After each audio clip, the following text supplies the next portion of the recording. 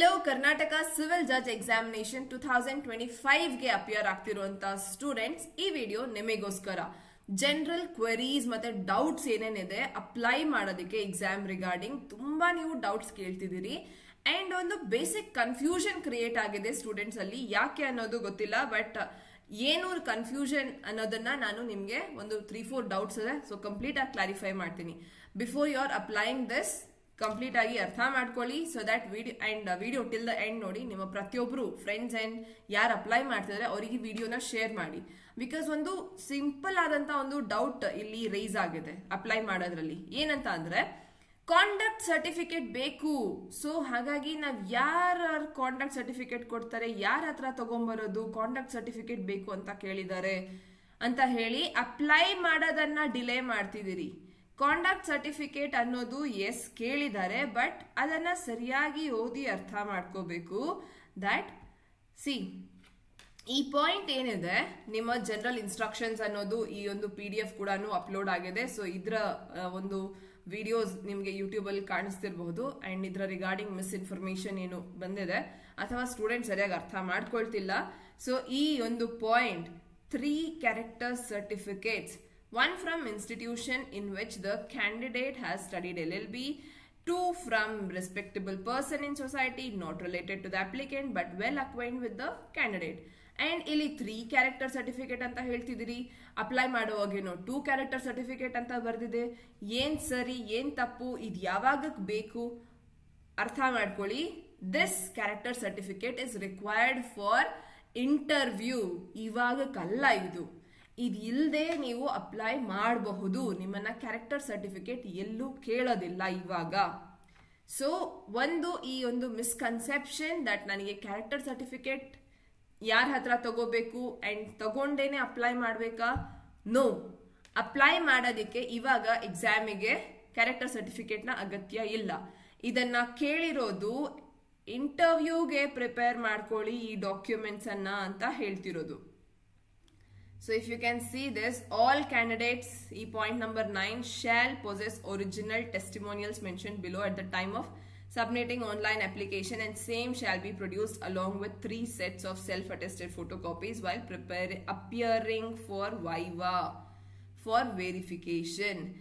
ನಿಮ್ ಹತ್ರ ಈ ಎಲ್ಲಾ ಡಾಕ್ಯುಮೆಂಟ್ಸ್ ಇರಬೇಕು ಒರಿಜಿನಲ್ ಅಲ್ಲಿ, ಹಾಗೂ ಇದರ ಕಾಪಿ ಸೆಲ್ಫ್ ಅಟೆಸ್ಟೆಡ್ ಕಾಪೀಸ್ ನ ನೀವು ವೈವಾಗೆ ತಗೊಂಡು ಹೋಗ್ಬೇಕು. 3 ಕಾಪೀಸ್. ವೈವಾ ಅಂತಂದ್ರೆ ಇಂಟರ್ವ್ಯೂಗೆ ತಗೊಂಡು ಹೋಗಿ ಅಂತ ಹೇಳ್ತಿರೋದು. ಅಪ್ಲೈ ಮಾಡುವಾಗ ನಿಮಗೆ ಈಗ ಆನ್ಲೈನ್ ಅಪ್ಲೈ ಮಾಡೋದಕ್ಕೆ ಇವು ಯಾವ್ದು ಅಗತ್ಯ ಇಲ್ಲ. ಸೊ ವೈವಾ ಅಂತಂದ್ರೆ ಇಂಟರ್ವ್ಯೂ, ನಿಮ್ ಹತ್ರ ಸಾಕಷ್ಟು ಟೈಮ್ ಇದೆ, ಇಂಟರ್ವ್ಯೂಗೆ ನೀವು ಈ ಡಾಕ್ಯುಮೆಂಟ್ಸ್ ಅನ್ನ ರೆಡಿ ಮಾಡ್ಕೊಳ್ಳಿ ಅಂತ ಹೇಳ್ತಿರೋದು ನಿಮಗೆ. ಕ್ಲಿಯರ್? ಸೊ ಈ ಕ್ಯಾರೆಕ್ಟರ್ ಸರ್ಟಿಫಿಕೇಟ್ ಗೋಸ್ಕರ ಈಗ ಟೈಮ್ ವೇಸ್ಟ್ ಮಾಡ್ಕೊಳ್ಳೋದಕ್ಕೆ ಹೋಗ್ಬೇಡಿ. ಅಂಡ್ 3 ಕಾಪೀಸ್ ಬೇಕಾ 2 ಕಾಪೀಸ್ ಬೇಕಾ ಅಂತಂದ್ರೆ 3 ಕಾಪೀಸ್ ಬೇಕು. ಬಿಕಾಸ್ ಸ್ಪೆಸಿಫಿಕ್ ಆಗಿ ಜನರಲ್ ಇನ್ಸ್ಟ್ರಕ್ಷನ್ಸ್ ಅಂತ ನಿಮ್ಗೆ ಇಲ್ಲಿ ಕೊಟ್ಟಿದ್ದಾರೆ 3 ಕಾಪೀಸ್ ಅನ್ನೋದು. ಸೊ ಹಾಗಾಗಿ ದಿಸ್ ಈಸ್ ಇದು ಪ್ರಿವೇಲ್ ಆಗತ್ತೆ. ಸೊ 3 ಕಾಪೀಸ್ ಅಲ್ಲಿರ್ಲಿ. ಅಂಡ್ ಇನ್ನೊಂದು ಕ್ಯಾರೆಕ್ಟರ್ ಸರ್ಟಿಫಿಕೇಟ್ ಗೋಸ್ಕರ ಟೈಮ್ ವೇಸ್ಟ್ ಮಾಡೋ ಅಗತ್ಯ ಇಲ್ಲ. You can start applying. ಈಗ ಅಪ್ಲೈ ಮಾಡುವಾಗ ನಾವು ಬೇಕಾಗಿರುವಂತ ಡಾಕ್ಯುಮೆಂಟ್ಸ್ ಏನು ಅಂತ ಅಂದ್ರೆ, ಫಸ್ಟ್ ನಿಮ್ಮ ರಿಸರ್ವೇಶನ್ ನೀವು ಸೀಕ್ ಮಾಡ್ತಿದ್ದೀರಿ. ಜನರಲ್ ಆದ್ರೆ ನಿಮ್ಗೆ ಯಾವುದೇ ಸರ್ಟಿಫಿಕೇಟ್ ಬೇಕಾಗಿಲ್ಲ. SC ST ಅಥವಾ ಬೇರೆ ಯಾವುದೇ ಕ್ಯಾಟಗರಿ ರಿಸರ್ವೇಶನ್ ನೀವು ಸೀಕ್ ಮಾಡ್ತಿದ್ದೀರಿ ಅಂತಂದ್ರೆ ನಿಮ್ ಹತ್ರ ಆ ಒಂದು ಕಾಸ್ಟ್ ಸರ್ಟಿಫಿಕೇಟ್ ಅನ್ನೋದೇನಿರುತ್ತೆ, ಆ ಕಾಸ್ಟ್ ಸರ್ಟಿಫಿಕೇಟ್ ಇಂಪಾರ್ಟೆಂಟ್ ಆಗತ್ತೆ. ಕಾಸ್ಟ್ ಸರ್ಟಿಫಿಕೇಟ್ ನ ನಂಬರ್ ನೀವು ಬರೆದು ಅಲ್ಲಿ ಅಪ್ಲೋಡ್ ಮಾಡಬೇಕಾಗತ್ತೆ. So caste certificate important.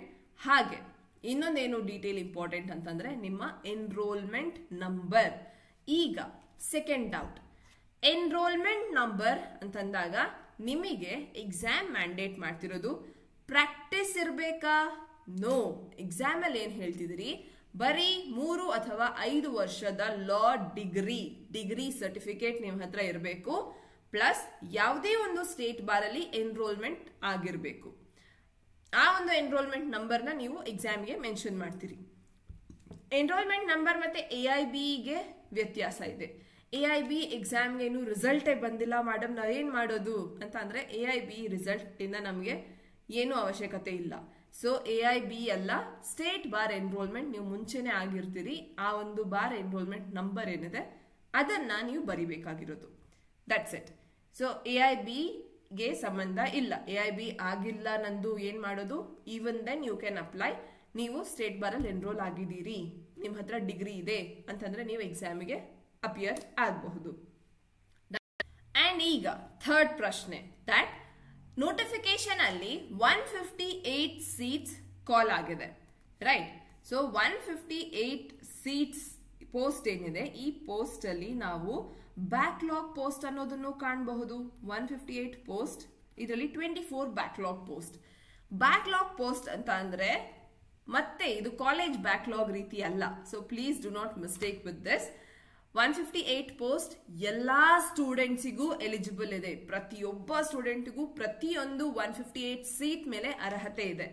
So 158 post ಎಲ್ಲಾ ಸ್ಟೂಡೆಂಟ್ಸ್ಗೂ ಅರ್ಹತೆ ಇದೆ, which means that 24 backlog post last year exam ಅಲ್ಲಿ ಇಷ್ಟು ಸೀಟ್ಸ್ ಏನು ಉಳಿದೋಗಿದೆ ಅದನ್ನ ನಾವು ಇದರಲ್ಲಿ ಆಡ್ ಆನ್ ಮಾಡಿದೀವಿ.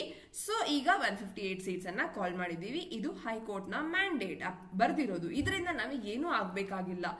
ಈಗ ಮಿಸ್ಅಂಡರ್ಸ್ಟ್ಯಾಂಡಿಂಗ್ ಏನಿಲ್ಲಿ ಅಂತಂದ್ರೆ, ಇದು ಫ್ರೆಷರ್ಸಿಗೆ 158 ಸೀಟ್ ಅನ್ನ ಕೊಟ್ಟಿದ್ದಾರೆ ಅಂತಂದ್ರೆ ಫಸ್ಟ್ ಟೈಮ್ ಎಕ್ಸಾಮ್ ತಗೊಳ್ತಿರೋರಿಗೆ 158 ಸೀಟ್ಸ್ ಇದೆ. ಅಂಡ್ ನಾನು second time third time exam ತಗೊಳ್ತಿದ್ದೀನಿ ಅಂತಂದ್ರೆ ನಾನು ಫ್ರೆಷರ್ ಅಲ್ಲ. ಸೊ ನಾನು ಬ್ಯಾಕ್ಲಾಗ್ ಅಲ್ಲಿ ನಾನು ಎಕ್ಸಾಮ್ ತಗೊಳ್ಳೋದು. ಸೊ ಬ್ಯಾಕ್ಲಾಗ್ ಅವರಿಗೆ 24 ಸೀಟ್ ಅಷ್ಟೇ ಇರೋದು. ಹೇಗೆ ನ್ಯಾಯ ಆಗತ್ತೆ? ಡೆಫಿನೆಟ್ಲಿ ಇದು ನೀವು ಮಿಸ್ಕನ್ಸೆಪ್ಷನ್, ನಿಮಗೆ ಸರಿಯಾಗಿ ಅರ್ಥ ಮಾಡ್ಕೊಳ್ಳೋದ್ರಲ್ಲಿ ತಪ್ಪಾಗಿದೆ. 24 ಬ್ಯಾಕ್ಲಾಗ್ ಸೀಟ್ ಅಂತಂದ್ರೆ ಇದು ನೀವು ಸೆಕೆಂಡ್ ಟೈಮ್ ಥರ್ಡ್ ಟೈಮ್ ಕೊಡ್ತಿದ್ದೀರಿ ಅಂತ ಅಲ್ಲ.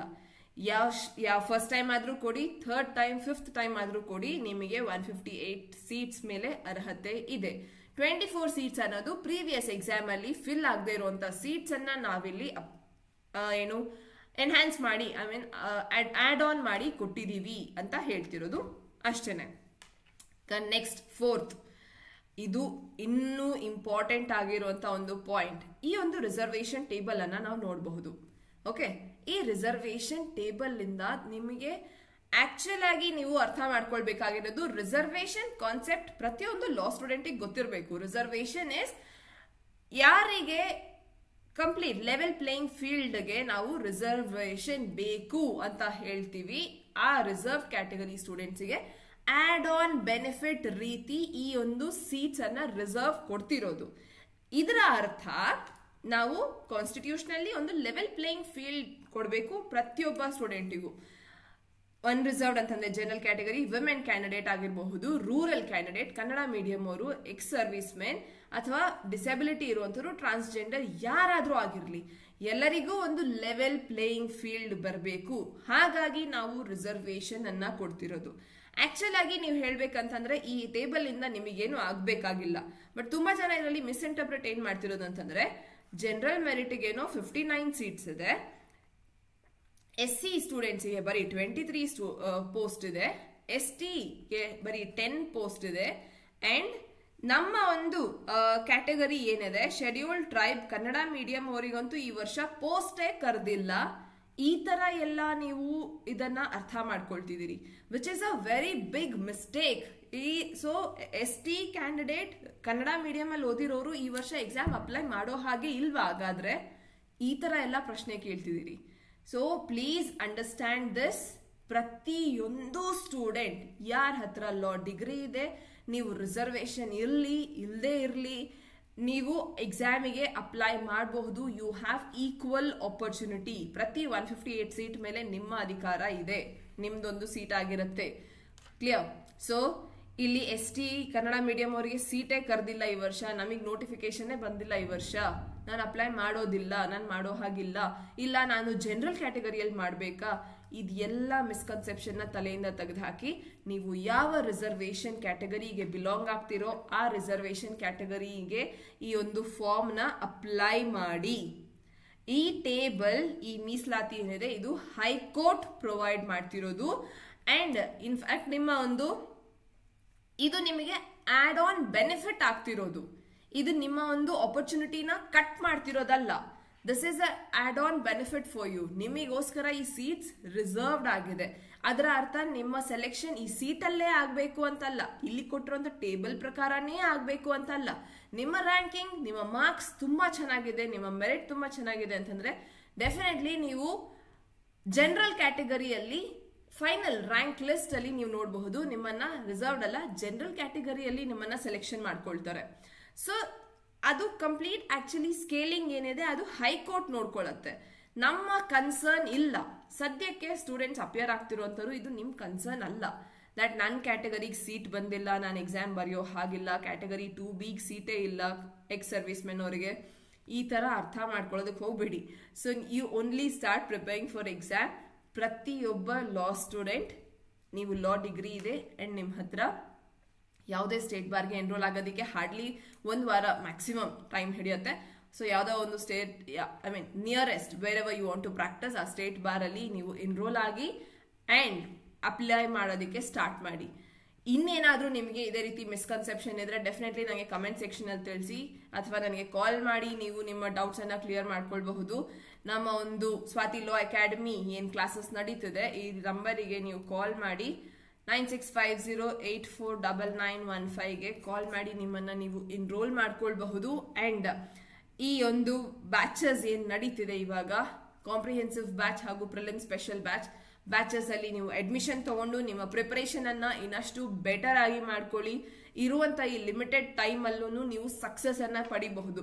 Only thing is B dedicated towards your preparation and ಚೆನ್ನಾಗಿ ಓದೋದ್ರ ಬಗ್ಗೆ, ಪ್ರಿಲಿಮ್ಸ್ ಕ್ವಾಲಿಫೈ ಆಗೋದ್ರ ಬಗ್ಗೆ ಫೋಕಸ್ ಮಾಡಿ, ರಾದರ್ ದ್ಯಾನ್ ಈ ರೀತಿ ಮಿಸ್ಕನ್ಸೆಪ್ಷನ್, ಈ ತರ ಹೇಳಿದ್ರು ಆ ತರ ಹೇಳಿದ್ರು, ನಥಿಂಗ್. ನೀವೇ ಒಂದ್ಸತಿ ಜನರಲ್ ಇನ್ಸ್ಟ್ರಕ್ಷನ್ಸ್ ಓದಿ, ನೀವೇ ಒಂದ್ಸತಿ ನೋಟಿಫಿಕೇಶನ್ ಓದಿ, ನಿಮ್ಮ ಡೌಟ್ಸ್ ಕ್ಲಿಯರ್ ಆಗುತ್ತೆ ಅಂಡ್ ಅಪ್ಲೈ ಮಾಡಿ. ಇದಕ್ಕಿಂತ ಜಾಸ್ತಿ ಇನ್ನೇನು ಕೇಳೋದಿಲ್ಲ.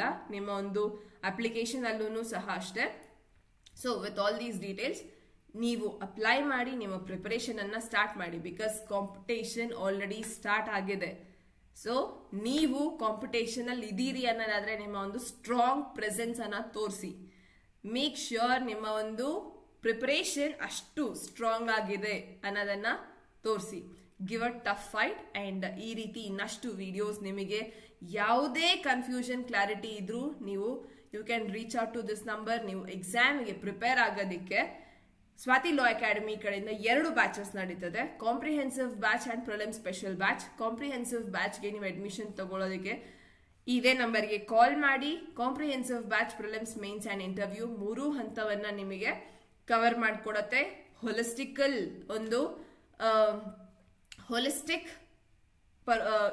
ಕಂಪ್ಲೀಟ್ ಸಬ್ಜೆಕ್ಟ್ಸ್ ಏನಿದೆ, ಕಂಪ್ಲೀಟ್ ಸಿಲೆಬಸ್ ನಿಮಗೆ ಕವರ್ ಆಗುತ್ತೆ. 1 year ವ್ಯಾಲಿಡಿಟಿ ಇರುವಂತಹ ಬ್ಯಾಚ್. ನಿಮಗೆ live classes with recorded lectures ಸಿಗತ್ತೆ. Study material and mock test ಇರುತ್ತೆ. ಹಾಗೆ classes Kannada and English medium ಎರಡರಲ್ಲೂ ನಡೀತಿರುವಂತದ್ದು. ಸೊ ಆದಷ್ಟು ಬೇಗ ನಿಮ್ಮ ಎನ್ರೋಲ್ಮೆಂಟ್ ಮಾಡ್ಕೊಳ್ಳಿ, ಕ್ಲಾಸಸ್ಗೆ ಅಡ್ಮಿಷನ್ ತಗೊಳ್ಳಿ ಅಂಡ್ ನಿಮ್ಮ ಪ್ರಿಪರೇಷನ್ ಅನ್ನ ನೆಕ್ಸ್ಟ್ ಲೆವೆಲ್ಗೆ ತಗೊಂಡು ಹೋಗಿ. ಈ ವಿಡಿಯೋ ನಿಮಗೆ ಇಷ್ಟ ಆದ್ರೆ ಲೈಕ್ ಮಾಡಿ, ಇದನ್ನ ನಿಮ್ಮ ಪ್ರತಿಯೊಬ್ಬ ಫ್ರೆಂಡ್ಸ್ಗೆ ಶೇರ್ ಮಾಡಿ ಅಂಡ್ ಇದೇ ರೀತಿ ಇನ್ನಷ್ಟು ಅಪ್ಡೇಟ್ಸ್ಗೆ ಚಾನೆಲ್ನ ಸಬ್ಸ್ಕ್ರೈಬ್ ಮಾಡ್ಕೊಳ್ಳಿ. Thank you very much.